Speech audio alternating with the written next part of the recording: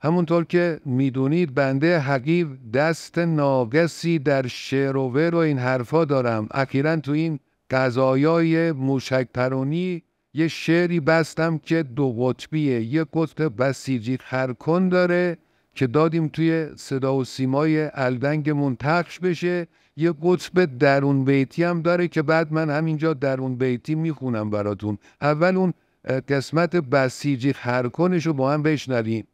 راست معجزه در کف ز ساحران مهراس، عصا بیفکن و از بیم اژدها مگریز. موج غیرت و عزمی ز بحر بیم مدار، حذر ز غرش طوفان مکن ز جا مگریز.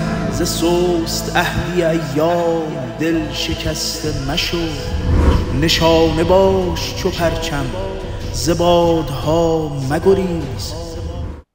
این حالت بسیج خرکنش بود. حالا من نسخه درون بیتیشو میخونم. اینو عنایت داشته باشین که بنده حدید خطاب به خودم سرودم این شعر رو.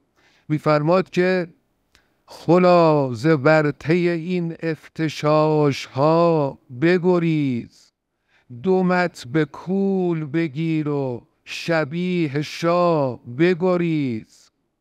سبیل و ریش خودت را ز بیخوبان بتراش، عبا بیفکن و از بیم فتنه ها بگریز. نرفت لقمه جنگ از گلوی تو پایین، شکر بخور تو به جایش از این بلا بگریز. نه مجلست شده خالص نه دولتت یک دست، از این طویله هم پخش و هم پلا بگریز. آقا دهنمون کف کرد طیب که چرز کنم انفاسکمم برامون نمود. یه آهنگی یه فازی یه ریتمی بیاید زیرش این ته شعر ما رو بشوره ببره.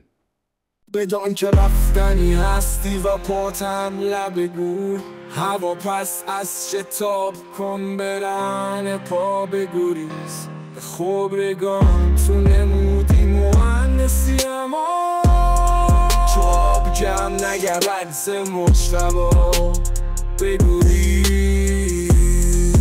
بگریز بگریز بگریز بگریز.